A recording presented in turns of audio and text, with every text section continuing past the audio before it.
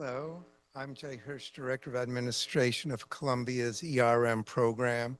Welcome to tonight's event, Third-Party Risk Management and AI.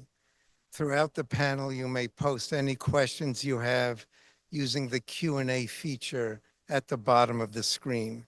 Questions will be answered at the end of the event. We still have some events this semester. Our weekend seminars run every Friday and Saturday until the end of the semester, and soon we'll be posting our spring events on our website. And now here is tonight's moderator, Sharyar Shagagi. Sharyar.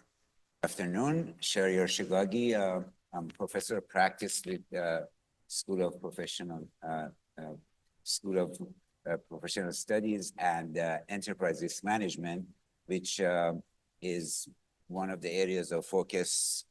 We have a few students, actually, I see that there's in the TPRM class, so this would be definitely relevant for some of our students.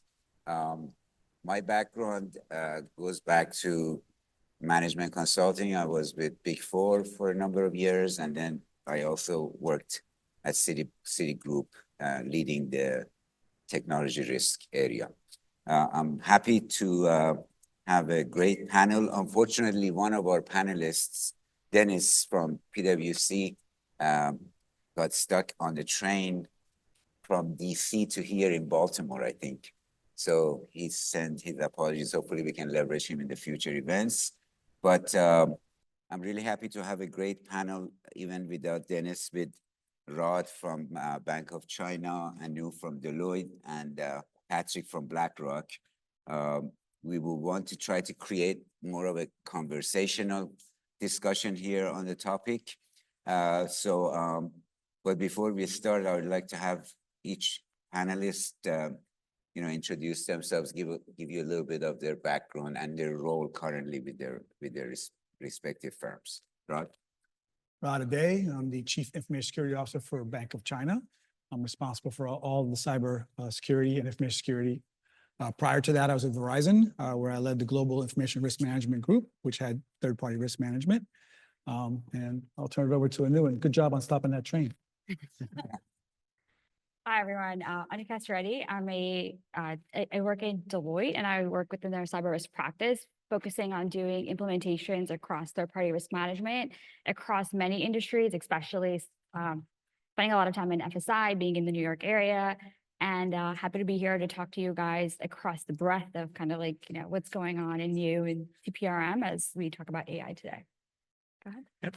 Hi, everybody. Thanks for having me here today. My name is Patrick O'Connor. I'm in BlackRock's Risk and Quantitative Analysis Group, which is our second line risk function. I run operational risk globally, which includes third-party risk, technology risk, internal process risk, as well as prudential risk. But I'm really excited to have a conversation with you today regarding those disciplines.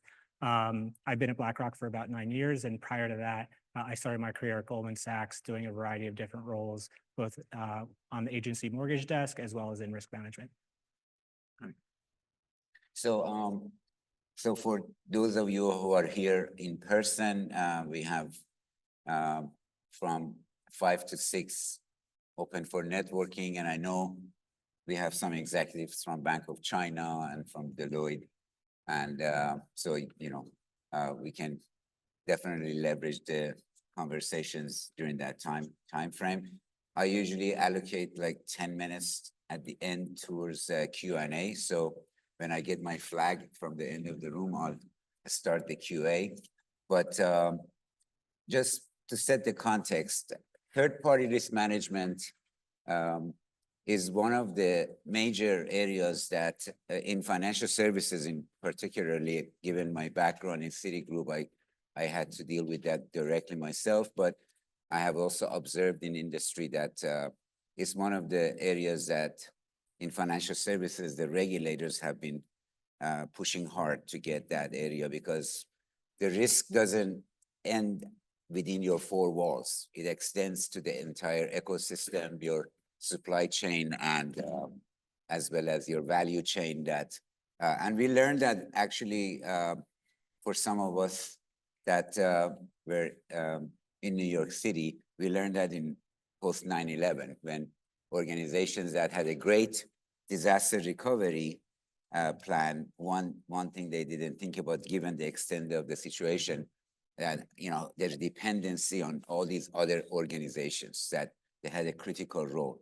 So what I'd like to do is maybe spend a few minutes, ask the audience, ask the panelists to break it down for us in terms of third-party risk, because before we get into AI, just for the sake of some of the audience may not be familiarized with this topic, third-party risk management, I want to kind of have you educate the crowd in terms of third-party risk management, and then we get into AI part.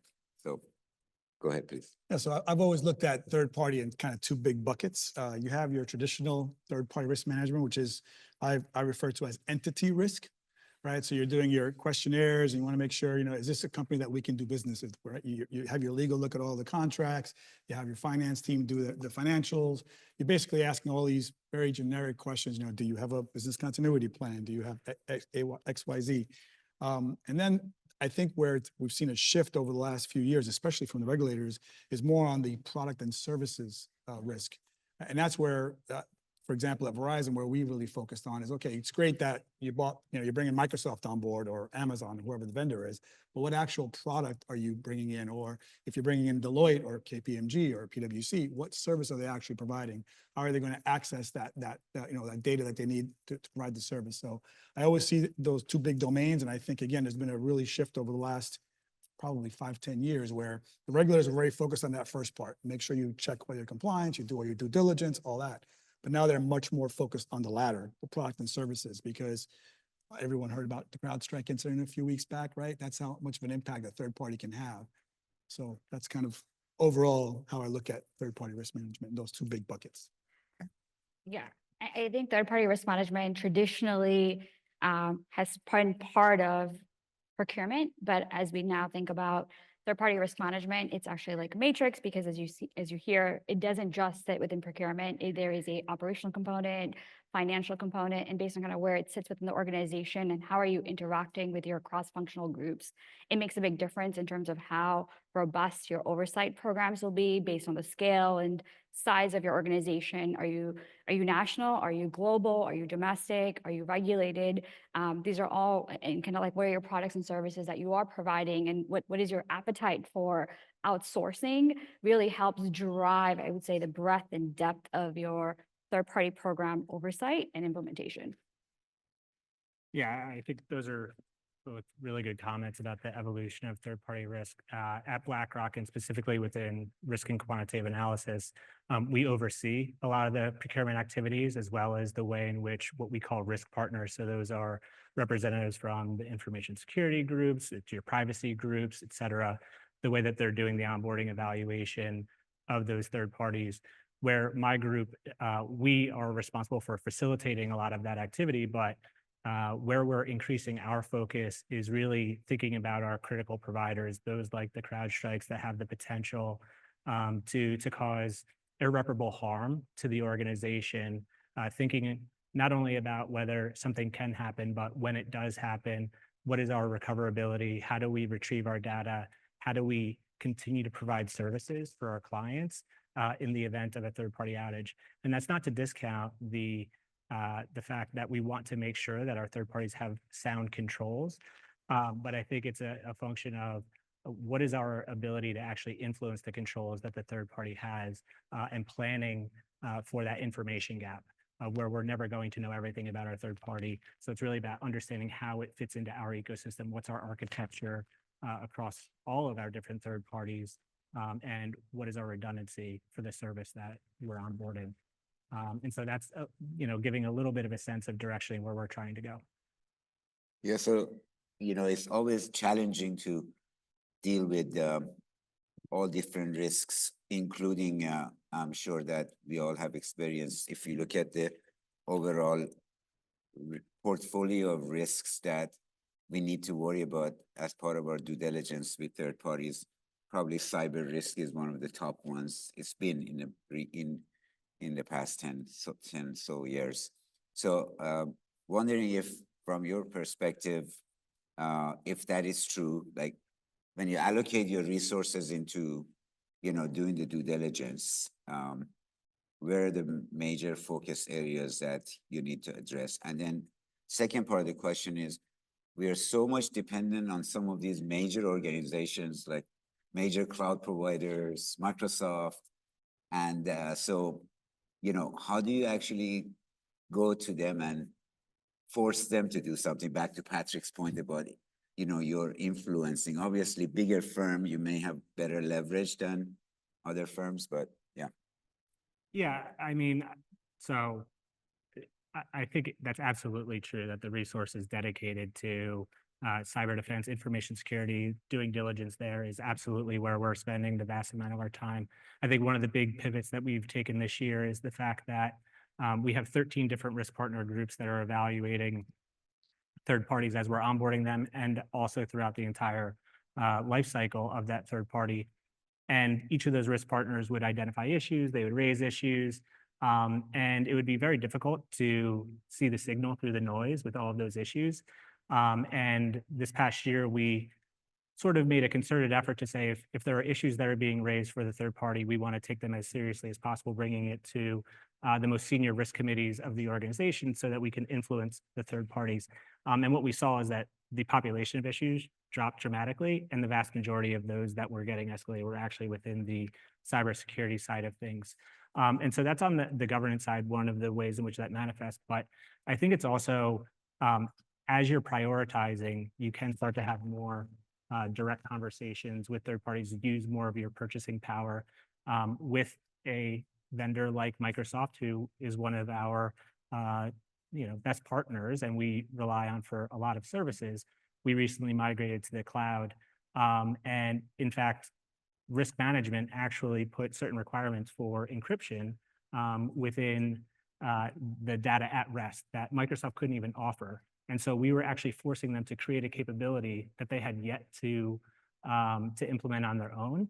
And really the way in which we were able to get agreement on that is that they were able to make it as general availability for their other clients. And so that's more of where we see opportunities to influence our vendors is through situations like that. And that's because you're BlackRock. Yes, I was going to say that, but yeah, and I mean, cyber risk is definitely a big focus of the whole party risk management. And so, for example, what we've done is we are involved in the onboarding process in terms of looking at the vendor from at a high level from a cyber risk. But even after that vendor is onboarded, we then take a more close look at the exact product or service they're offering, as I mentioned earlier. And then we do an information security risk assessment of that exact product. And that product will not launch until all of those risks that we identified have actually been addressed. And from a regulatory point of view, they're very focused on cyber risk. I can tell you that for every time we've had an exam, whether the exam was on something completely unrelated, cyber risk is brought in or third-party risk is brought in. So the regulators are hyper-focused on third-party risk management and cyber risk kind of together. And just to kind of go beyond, I think when we say third-party risk, it's actually an amalgamation of all the other risks. So you have cyber, strategic, operational, financial, data privacy, geopolitical, sustainability. So I think like when you are now starting to talk about products and services, starting to identify what is your risk appetite towards all these risks and kind of not necessarily doing the same level of due diligence or oversight on all the risk areas, but applying it based on what the product or service is and what criticality and what the criticality of the business process that they're supporting. So you can start thinking about third-party risk to start prioritizing and classifying it. So then that way you can drive what level of controls and oversight do you want to influence. So you're not treating all third parties the same, but you're rather thinking about what is a strategic way to allocate your resources and also influence your expected controls to help manage the risk. Yeah, and I think as I think it was mentioned before by Patrick, third-party risk has evolved from being a procurement checking the box kind of a function into more of a strategic risk management function. This reports to you, Rod, within Bank of China? Or? So we have a third-party risk management team in operational risk, but they basically just coordinate. So they will ask legal to do the legal review of the contracts. They will ask our finance department to do your financials check. They will ask my team to do the cyber risk component of it. So that's the way it's structured. And that's actually, Verizon was very similar. So again, you had a corporate TPRM team and they just basically said, hey, you guys do this. And my team did all of the cyber risk reviews for all the third parties. Gotcha. And I know they report to you directly, right? Within Yeah. Black, okay. Right. Yeah, and I mean, I think that that characterization is exactly right, and that's a little bit of what we're trying to change. Is, and it's actually perhaps a good segue into the rest of the panel and talking about AI. Is a lot of those workflows are ripe for automation, right? With a little bit of investment in it, and where we see the opportunities are similar when it was talking about thinking about the totality of risks. How do you classify those risks? And pick your spots to be influencing, thinking about concentration risk, thinking about fourth parties, and the way in which your entire tech estate is architected.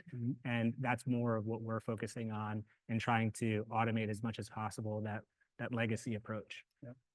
Right. Yeah, so speaking of AI and automation, so what I'd like to do is maybe shift the focus towards a little bit of AI. How is that playing within your organization, generally speaking? And then we can dive deep into TPRM.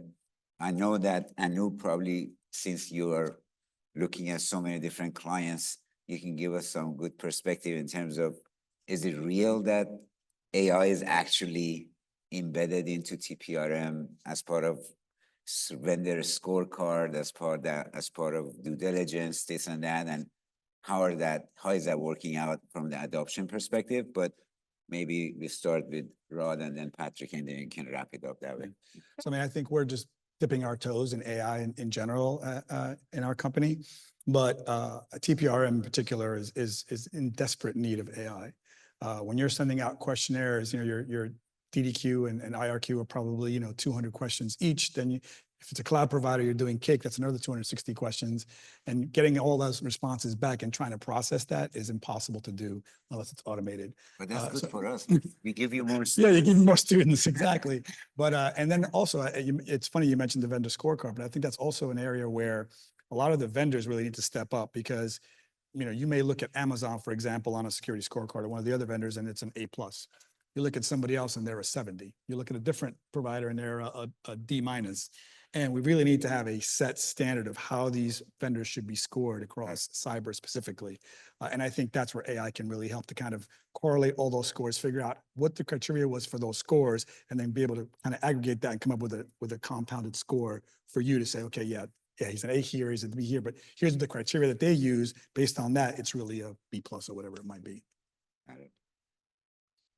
Yeah, I mean, just BlackRock in general, thinking about artificial intelligence, we are complete buyers of AI, of it being table stakes for every single employee to be fluent within different use cases for artificial intelligence. We very early on wanted to remove barriers for employees to adopt different types of artificial intelligence, some of those being third parties, which meant that there was more for us to actually review. And so, like, I think that we see this as a moment in which is really going to be a paradigm shift for the way that we think about how we work on a daily basis, how we serve our clients, and just finding opportunities for efficiency in general. So with that being said, that's sort of the way in which we're viewing artificial intelligence. In third-party risk, I think that we've seen, you know, some promise on some applications in terms of doing things like web scraping, providing scorecards across different risk dimensions. I would say it's not there, and not because of a capability from artificial intelligence, but I think that certainly within financial services, but I would argue just, you know, across all industry and large companies that have third-party risk programs, there's no normalization of data. There's no common ISO or taxonomy for the way that you classify your vendor and service. We were talking about Microsoft before, but they have dozens, if not hundreds, of different services, whether it's the Office suite, whether it's cloud. And then they have different data centers. They have different locations that they operate out of. And when you think about the AI applications that are being used and what they're scraping the internet for, is it could be something like looking for a hurricane.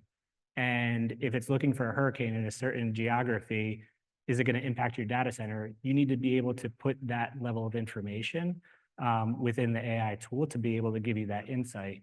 And so I think what I might call Microsoft, you might call Azure, et cetera. And so you're not even getting the collaborative consumption piece. Mhm. Additionally, there's no mandate to actually document the bill of materials for each of these services, which if you think about what we're talking about is a counterparty or a party that is directly contracted with me, but they have hundreds, thousands, hundreds of thousands of other third parties, and you want to be able to connect those dots. So I really think that it's a data problem more than it's a technological capability problem right now.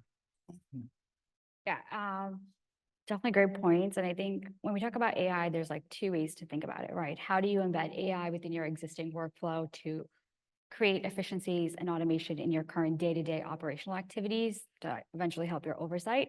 And then two, how do you start thinking about which of your third parties are using AI? So you have oversight as to like your expectations, internal risk and control expectations also are being translated to your third parties that are materially using AI to provide those services, because you're not, risk doesn't just exist within your walls, it's now being extended. And as you're sharing data, cybersecurity used to be a bigger issue. Now with the use of AI, there's like a whole new component in terms of how AI risk will manifest in terms of security, integrity, confidentiality, which is going to be very important to help define. And I think a lot of organizations are figuring out what is your AI governance internally, and then also translating that model to your third parties from an oversight perspective. So I think to answer your second question, sure.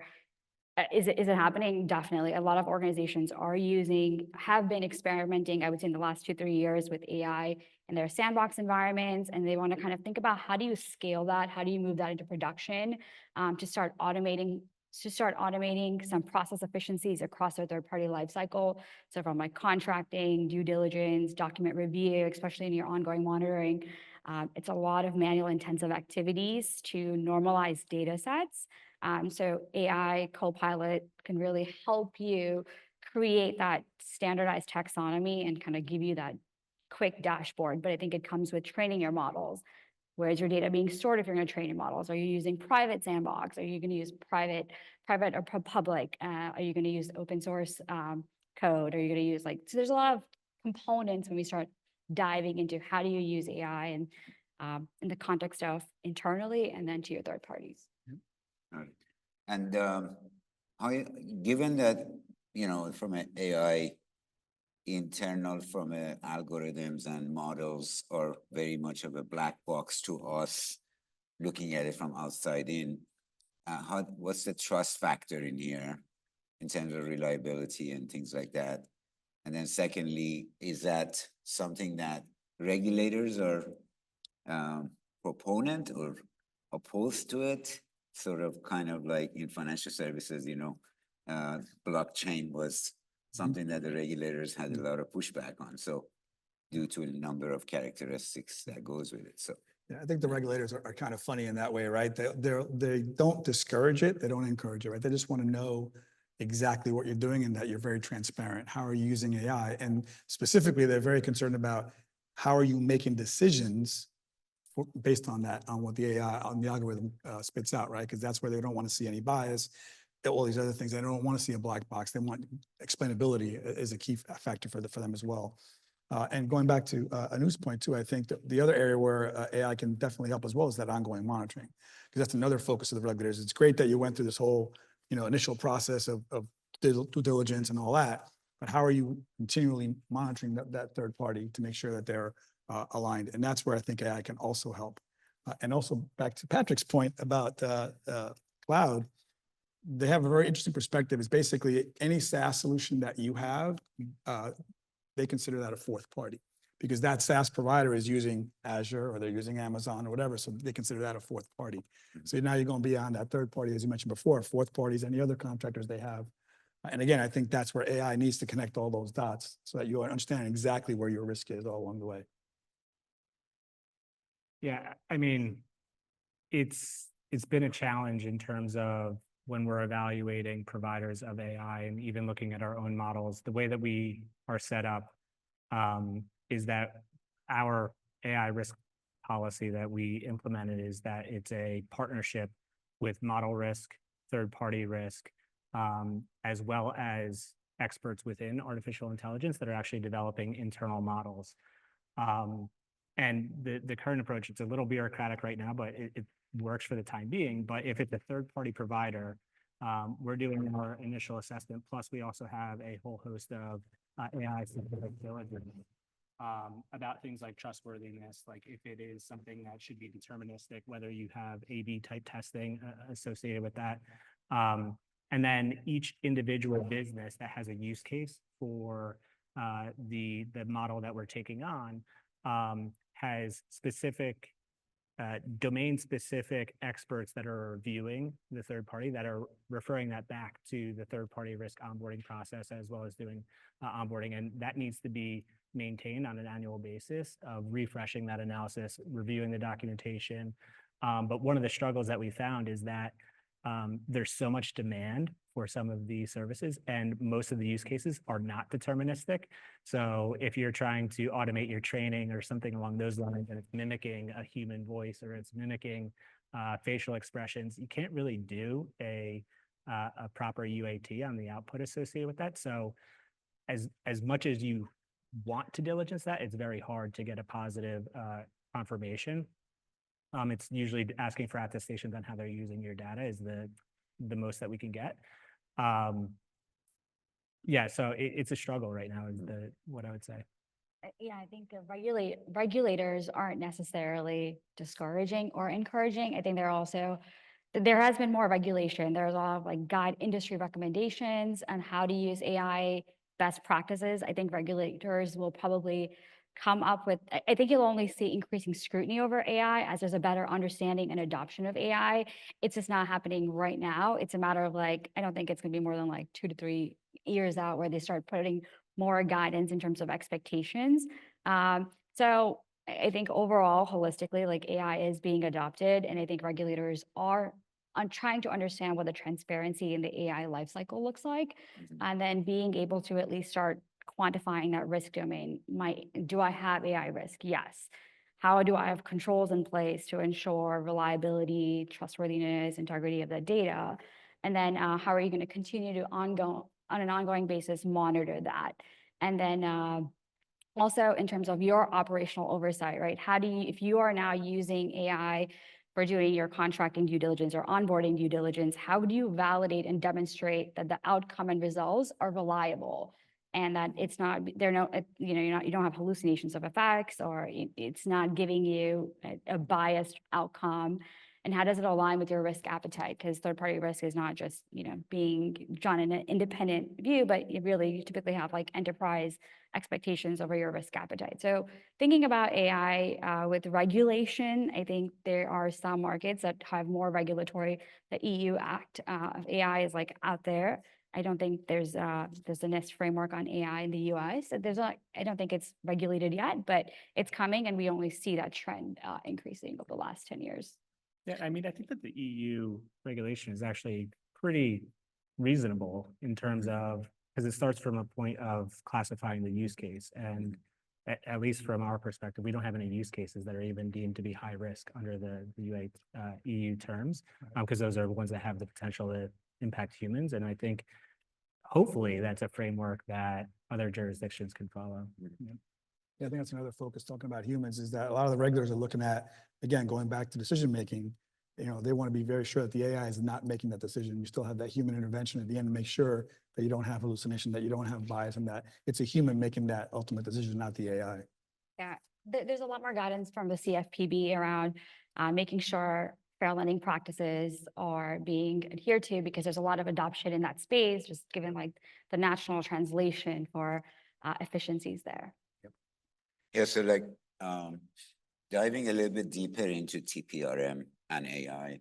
I remember when I was at Citigroup, and actually the guy who ran TPRM at Citi is sitting right here. So anybody wants to ask questions, Cami is right there. We had over 4,000 vendors, if I'm right, Cami. Actually, 18,000, 4,000. Okay. Yeah, so 4,000 vendors. Citi, as you know, it's at that time it was the largest bank in the world. But looking at that, and then going back to what you were saying about establishing some sort of a, we call it shared assessment, concept of shared assessment, right? And then now that we hear one of the benefits of AI is, it's good in pulling so many different sources of data. Mhm. Does that look promising that that area could be kind of AI can actually do a good job in terms of establishing that kind of a standard around that area? And then on top of that, where else in TPRM life cycle, and my students are actually very much familiar with TPRM life cycle, from initial prospect, going through the RFI, RFP process, all the way through the contracting and then ongoing monitoring, like you said. Where do you see like AI is playing a role? Later, I'm going to ask maybe Anu and anybody else that can add who are the big players in the market with in the TPRM space that are actually vendors that are playing that. But So I think to answer the first part of your question, yes, very promising, also very challenging. Because again, when you're talking about all those different data sources and you're looking through all this, now you got to put all the governance around that. And that's, I think, where the big challenges will be is how, what data sources are you going to feed the AI? And again, going back to Anu's point, right? You have private sources internally. You might want to go look at public because you're looking at third parties. And you're going to have to put some governance and some guidelines around all that to make sure that, again, you're using the appropriate data. You don't have sensitive data in there, PII, of course. So I think it's promising and challenging. In terms of the use case and the life cycle, again, I think it's kind of at the beginning and at the end. I think the most promising is, again, when you're looking through all these questionnaires and trying to really figure all that out and how it all correlates and gathering all that information and actually coming together to put a scorecard. And then on the end, on the ongoing monitoring, I think AI can play a big role there as well to because there's no way to do ongoing monitoring humanly, especially like, so at Verizon, we had about 40,000 vendors. There's no way you're going to be able to monitor all that, with humans. yeah, and AI has actually been good to us in that department. I remember even back in the early 2000s, we used AI for a lot of threat intelligence type of tools because they're good at that. Yep. The anomaly detection. Yep. Yeah, I mean, I think throughout the entire life cycle, there's opportunities to leverage AI. I think right now that ongoing monitoring is the place where we're currently using it. We use a tool called Interos to help us with web scraping. We also use BitSight to help us in that regard. But again, I think that there's room for improvement, specifically with respect to data normalization, as Anu was highlighting earlier. I think in the contracting space, that's obviously a natural place. I think in the trading of bigs and informations up front, I think ironically, the vendors are actually going to just start responding using AI, and it's going to have the effect of normalizing a lot of the responses, and we're going to get some industry standardization that way. But what I'm most excited about is really the anomaly detection, thinking about changes in patterns of how we're using a service, whether it was supposed to be a proof of concept type of use case and it's blown up to have thousands of users, that we need to beef up our oversight or our monitoring associated with that. Whether there's been a change within the legal entity structure, there's an acquisition, something like that, identifying that in real time. And then also the concentration risk side that, so being able to look through the entire supply chain risk is going to be something that's very powerful over time. Yeah, I think definitely what you're echoing. What's cool is a lot of the TPRM implementations that have happened to date are using static information. So like you're doing a point in time assessment or a point in time report or dashboard. So like if you got your BitSight rating today, you did your cybersecurity assessment or you have a SIG-Lite, it's a point in time data set, right? What I think AI is going to now be able to do for your due diligence and ongoing monitoring, because ideally it should really be very similar. You're just kind of continuing to do that based on your risk and ongoing monitoring, is starting to provide real-time data that are driving real-time reporting and real-time alerts. There's a lot of great external tools that I know that are very popular, like for each function, there is like a tool out there from a startup to a very well-established company. Like BitSight's very common and very popular.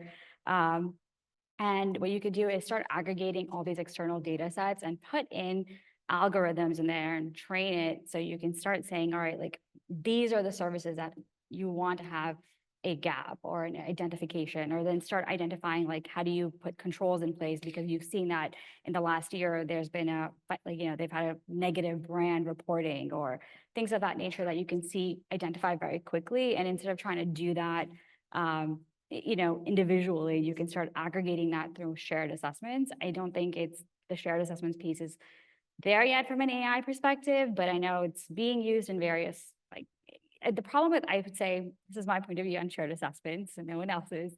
I think shared assessments you can't apply the same questionnaire for every product and service. So if your vendor is just giving you their SIG Lite or SIG Full, it may not apply to the way you're using that third party. So you're getting a lot of data to comb through and figure out how does it apply and what is the risk that's manifesting, just for an example. So I think I'm going to say done with SIG, but I'm just kidding. I think that there's definitely a lot of opportunities to integrate AI across your life cycle, and people are starting to do that. I think tech companies are actually doing a little bit more in terms of like leading edge, running some POCs on some of the due diligence work, and I think you're starting to seeing some of the regulated industry follow in that space.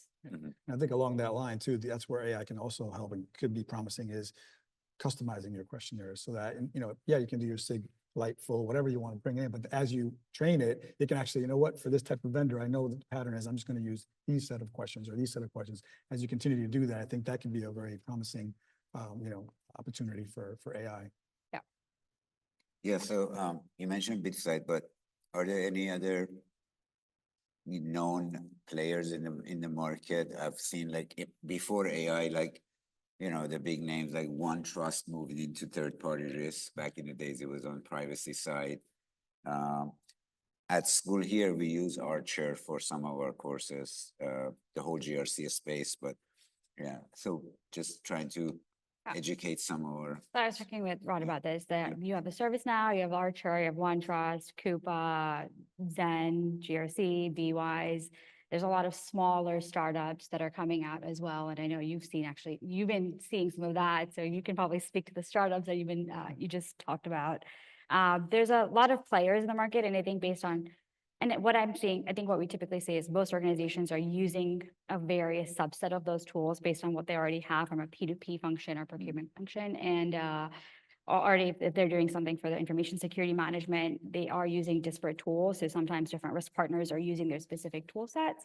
There is moving interest from regulators as well as ongoing cost and maintenance perspective to start aggregating that data set or standardizing some of that, especially for your larger organizations, instead of doing 5 tools and aggregating all that data through like APIs. But there is no, I would say, like one size fits all. There is a spectrum of tools based on the organization and appetite. Yeah, so I'm an investor in a cybersecurity startup. So as a result of that, I was invited to an investors meeting where you had all these different startups. And when I were talking, quite a few of them were actually TPRM, and they're leveraging AI. And the one that kind of caught my eye, and I mentioned to her, is like, they said they can basically get you from start to finish onboarding a vendor in 7 minutes using AI. And I was like, okay, because they each got 5 minutes, right? So you had to kind of just get right to the point. So definitely going to explore that because I want to see exactly how you even get that done in 7 minutes. But that's one of those startups that they're looking at that and they see the need and they're trying to step up. And again, they're fully AI using that. And they said 7 minutes, you can onboard your vendor. Wow. That's a great stat if they Yeah, do it. yeah. If they can actually do it. What about, I know you mentioned about contract, but I'm guessing, when I was going through a lot of vendor negotiation and that was a time consuming phase of between the lawyers, redlining, all that stuff. I'm guessing that AI can play a big role in that space too, right? Like redline the contract automatically without having to use our lawyers' time. Yeah. And then their AI responds back with their red line. Exactly. Yeah. Yeah, I mean, I think that, just contracting in general has been a known early win for AI and LLMs in particular. And so I think that third-party contracts are no different in that space. So yeah, I mean, we're not using that right now, but Mhm. I mean, our entire legal group is using LLMs for their contracting purposes, trying to get to standards and using common language and trying to identify gaps within our language. You're still going to rely on human to human negotiation on terms. But I think that we've certainly seen a massive reduction within lawyers' time drafting contracts. Oh, you guys are really good. I don't have any more questions. I ran out of questions. No. Well, I but- mean, actually, one of the things that, you know, I think that a lot of the things that we're discussing about, we're almost retrofitting the current third-party risk framework and thinking about artificial intelligence. Yeah. I guess, you know, one of the things that I'm thinking forward about and where I come in predominantly is on the resilient side of things, of thinking about, we know we need to get comfortable with a third party, but we have to assume at some point that there's going to be a disruption to that third party that we didn't foresee. CrowdStrike was a good example. Their SOC 2 was completely clean. And I believe that that was published just a few months prior to that being an outage. Obviously, that wasn't a cyber specific issue. However, it was a release control issue.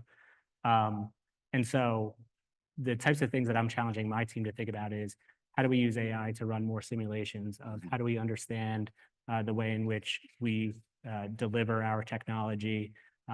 What are the totality of services that rely on one another? How are you reading releases and the codes to, because right now we don't even understand the dependencies in place. Everything is in ServiceNow, and we're using Azure DevOps for all of our releases and code repos. How can we comb through those code repos to understand the connections that we didn't understand previously? How do we simulate instances of outages within those applications to see what else is going to break that we didn't previously know? And I think that's going to be something that we've never had the ability to do, isn't even part of our framework, but could actually be really powerful in terms of being proactive. I think it's interesting that everyone talks about the CrowdStrike issue, right? If you look at what happened, it's a Microsoft issue. It wasn't a CrowdStrike issue, right? They allowed one change to a DLL to give them a blue screen of death. And it only happened with Microsoft. Nowhere else did CrowdStrike have a problem except for Microsoft products. So I think it's very interesting that here you have a third party and they're basically looked at, hey, we have this CrowdStrike outage. And really, it was a Microsoft thing. Patch And they kind of just kind of step back. Yeah, you guys take all the heat. We're Patch good. management. Exactly. No, but I mean, you're right. I think that's a good segue into wrapping up, kind of looking at where AI would have the highest impact. I remember when part of my life, I was with Deloitte. I was a partner, and our office was across the street from two, towers when that happened. So it was a tough situation. But right after that, because I was a new partner at that time, we organized a group of partners together to develop a framework, and I led that effort called Extended Enterprise Business Continuity Program. And to do that, we learned from the situation that how do we actually look at, it's not just IT, it's not being able to get to your office or not being able to use the elevator or things that are like outside of the traditional thinking. So going back to your point, we came up with a lot of scenarios, right? What happens if, everybody went to Jersey City. That's how Jersey City was built, to build their kind of a second site. But then we were thinking about, what about if there's a boat in the middle of Hudson with an atomic bomb that blows both sides? So there are a lot of scenarios that each one of them that we thought about was very time consuming to develop the scenario and all of the mitigations and potential controls that needed to be tested. So I think that's definitely an area that, you can just expect the scope of the scenarios can be just amazing, especially the relevancy of scenarios based on various data sources that can be aggregated and correlated, right?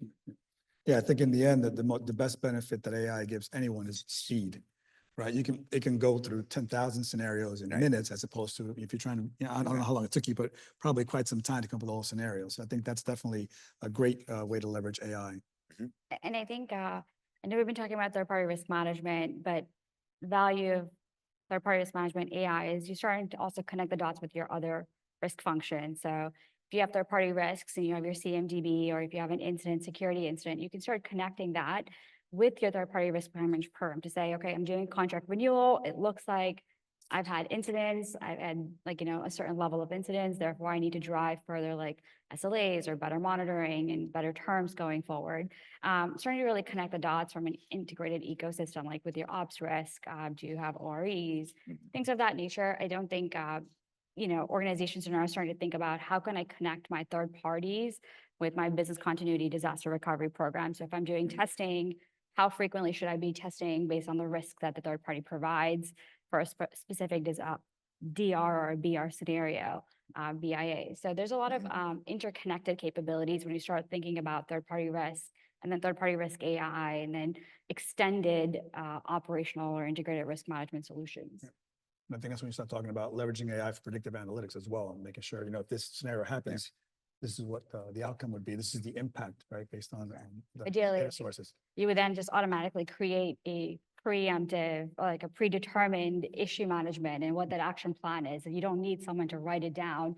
If typically in these scenarios, these are like the 10 steps you need to take. These are the people you need to work with in an integrated fashion. And I think we'll get there. It's not a matter of like if, it's a matter of when we'll get there. Yeah, it becomes much more interpretable for boards and senior management to understand not just the potential severity, but also providing an action plan in terms of prioritization of those points of failure, the vulnerabilities that is multidisciplinary, which we don't have right now, because it's very hard to go to a board and saying, well, of our 10,000 vendors, 300 of them didn't have this updated documentation, or they don't have this control in place. They don't know, like, do we need redundancy? Do we need to fire them? Do we need to replace them? How am I supposed to act on the information that you're providing? I think what Anu and Rod, you guys just highlighted are very actionable ways to interpret the things that we're doing right now in an analog world. Yeah, I think one concept that I've seen a lot that's starting to take hold in exposure management actually is blast radius. But that actually applies to any risk, right? What's the blast radius if this risk happens to our entire company? Yeah, so as we're getting close to wrap up and then pass it on to the audience for their questions, I just wanted to we usually ask this question from industry leaders like yourselves. We have a lot of our students here in the audience that are graduating. Our enterprise risk management program, really students can take different tracks in terms of their focus areas, from financial risk versus operational risk. And in recent years, we've been beefing up the technology risk with adding more courses. TPRM is actually one of the courses that we've added recently. We have privacy risk and on top of the operational risk type of courses. So maybe I can get your perspective in terms of what type of talents do you look for in the areas that you're responsible for, especially for the students that are here that are actively engaged in the market looking for jobs? Like, what kind of talents are going to be in higher demand based on your predictions and things like that? So, I mean, I can start. Risk management, definitely important. And I honestly don't think it matters which particular domain you're in, right? Whether it's enterprise risk management, TPRM, cyber risk management. If you understand risk, you can apply that to any one of those domains. And I think that's something that's not very common. So your education and your background will get you in the door. But what I'm looking for when you sit down and I'm talking to you in an interview is, how do you think? How do you think about risk? How do you really think about solving the issue, right? So one of the things I always ask is, what is the risk of AI? And the interviewee will start kind of spieling, and I'm like, that's the wrong answer, right? Because I asked the wrong question, right? What is the risk of, it's like if I say, what's the risk of a hurricane? Well, are we talking about Florida during hurricane season or in Arizona in the middle of the desert, right? So what specific use case are you talking about AI? Then we can start talking about risk. But just saying, what's the risk of AI? That's the wrong question, right? Think about that movie with Will Smith, right? What is it? My programming is limited. You must ask the right question. Remember the hologram? For those of you sci-fi buffs out there. So that's what I look for is, how do you think? How do you solve problems? How do you actually think about risk and risk scenarios? Yeah, I think analytical skills are like definitely gonna be very key regardless of what risk function you support. There is a layer of, you can be more technical as you start thinking about risk, because there's definitely a lot of opportunities where you can, if you do tend to want to be technical, you can help with like developing some of these solutions for, if you understand the risk, you can start thinking about how do you take that risk and automate it. Because if you don't understand the risk life cycle program process, it's hard for you to figure out, or I would say like to be effective at automation and applying, coming up with different use cases to apply different technologies. I think a good thirst for knowledge. Technology is embedded in everything we do. So you should definitely be interested in learning about technology. There's lots of, I would say public, when we talk about AI, it's such a like breadth of scope, right? Like LLMs, NLP. Do you really want to be like a SME in a certain area, or do you want to kind of be a generalist and thinking about it from a technology lens as well as a risk lens? And where do you want that intersection? It will kind of help you define your path going forward. Yeah, I think, some of the traits that I look for rhyme with that as well. I think that first and foremost, it's curiosity as a risk manager. A lot of the frameworks, practices, things like that are learnable. But it needs to start from a place of being curious and not just about risk management practices and how risk manifests itself. I think it's about, for the organization that you're working for and society at large, really, like what are the risks, how they manifest, how would you prioritize those, and kind of being genuinely interested in that. And then the skills part is just how you express that curiosity. You might be more technical, you might want to work with data, or you might want to have more of a relationship with key decision makers. And that kind of is the second key component or characteristic that we look for, is that ability to influence. There's nothing as risk managers that we can do directly to de-risk the organization. We need to be influencing individuals that are responsible for designing the architecture, putting the budget forward for procurement, identifying the services that we're going to utilize, the strategic objectives that we're trying to achieve.